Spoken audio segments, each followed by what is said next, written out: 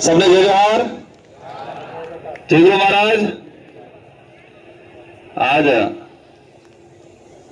बाबू भाई के बड़े भाई कावे भाई के जो सेवानिवृत्त कार्यक्रम में हमारे मंचासीन अतिथि, हमारे वरिष्ठ नारी शक्ति और इस क्षेत्र के सांसद प्रत्याशी प्रभा मैडम तबियार, लुणावाड़ा के विधायक जी चौधरी साहब, गुलाब जी चौधरी साहब, हमारे बीईपी के उपाध्यक्ष हमारे सलीम भाई के पुत्र सरपंच साहब और समस्त हमारे 84 गुजरात दोनों राज्य से पधारे हुए वडील और पांडाल में विराजमान बड़ा बुजुर्ग, युवा साथी, हमारी बहन बेटियां, नारी शक्ति, आप सभी को मेरी ओर से तहे दिल से धन्यवाद, क्योंकि आपने इंतजार किया और हमारा दिल से स्वागत किया। हमारे बॉर्डर पे ही हमारे ये नए राज्य मतलब गुजरात राज्य में स्वागत किया, उसके लिए तहे दिल से धन्यवाद।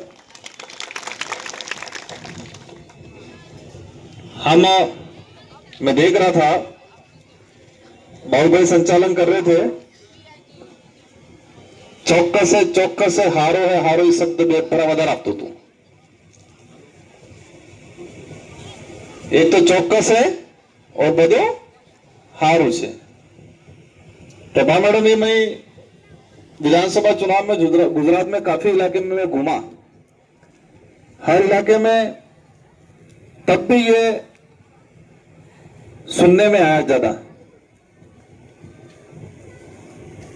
एक दो जगह गए, केवड़िया जो आंदोलन चल रहा था उसके नजदीक इलाके जो जमीन ले ली, जिनको मुआवजा नहीं दिया,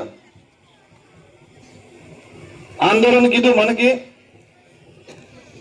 आंदोलन करवा बाद चुनाव मुआवजा कहीं ना भाजप खराब है, एम कहीं सरकार ना सरकार खराब है, हो गए सरकार खराब है पर भाजप ठीक है, सरकार खराब है, भाजप हारी है। मैं अन्याय कौन कर रहा है? सरकार कर रही है। कौन कर रहा है? सरकार। बाकी બધું હારું છે। તે ચોક્કસ આરોપ કરીને સતા તતારી ફેરી નાખી ગુજરાત में, તમે તેવો લાગે મને। ये हमारा सामाजिक कार्यक्रम है, लेकिन वो 10 शब्द बार बार सुन रहे थे, मेरे को दिक्कत हो रही थी, थोड़ी तकलीफ हो रही थी, गुस्सा भी आ रहा था, क्योंकि हर इलाके में हम घूमे, कहे कि हाँ सरकार हमारी जगह ले ली थी, सरकार दाखिलो नहीं आलती छे, કેમ છે ના બધું પેલું પાર્ટી હારી છે, દાખિલો नहीं आलती, आंदोलन करવું પડે,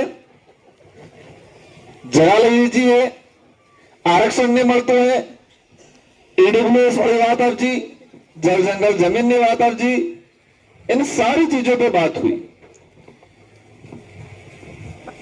लेकिन हमें पता ही नहीं है कि हमारे साथ अन्याय कहां हो रहा है।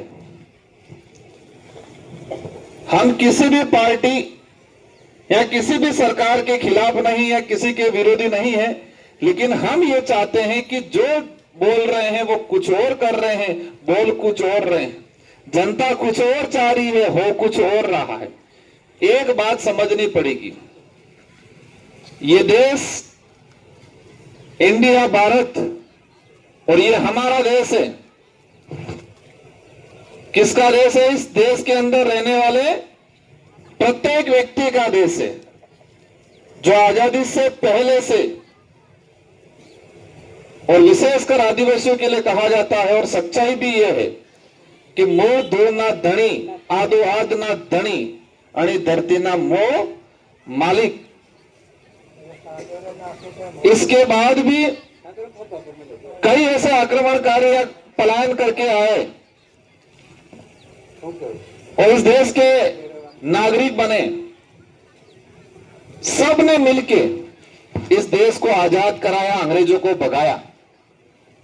सबने मिलके, सभी जाति सभी धर्म के लोगों ने मिलके इस देश की आजादी लड़ी और अंग्रेजों को, राजा रजवाड़ों को भगाया। उस समय कौन किस धर्म का है वो नहीं देखते थे, कौन किस जाति का है वो नहीं देखते थे आजादी की लड़ाई में। पर एक बात ये स्वीकार करनी पड़ेगी कि आजादी की लड़ाई में सबसे ज्यादा अगर खून बहा है भारत देश की भूमि पे, किसका बहा है? इस देश में सबसे ज्यादा अगर खून बहा है अंग्रेजों से लड़ाई लड़ने में, मुगलों से लड़ाई लड़ने में, राजा रजवाड़ों से लड़ाई लड़ने में सबसे ज्यादा अगर खून बहा है तो आदिवासियों का बहा है। और हमारे इलाके की बात करें तो सबसे ज्यादा बहा है मानगढ़ पे बहा है। कहां बहा है? मानगढ़ पे। मैंने बोला, आपने सुना, आपने तालियां बजा दी। मैंने बोला, आपने सुना और आपने तालियां बजा दी। मैं आ रहा था उसी समय भजन साज दो तो शायद मानगढ़ में लेकिन बात की कापती थी। लेकिन देश आजाद कराने में जिन लोगों ने खून पसीना बहाया, अपना कुर्बानी दे दी, क्या आजाद देश में आजादी दिलाने वालों ने जिस उद्देश्य से लड़ाई की थी उस उद्देश्य के अनुरूप देश चल रहा है क्या? उस अनुरूप हमें अधिकार मिल रहे हैं क्या? 5वीं अनुसूची निवास साल है। सब तक की मोटी बात यह है कि हमारा डिवाइडेशन बहुत ज्यादा हो गया, बिखराव बहुत ज्यादा हो गया।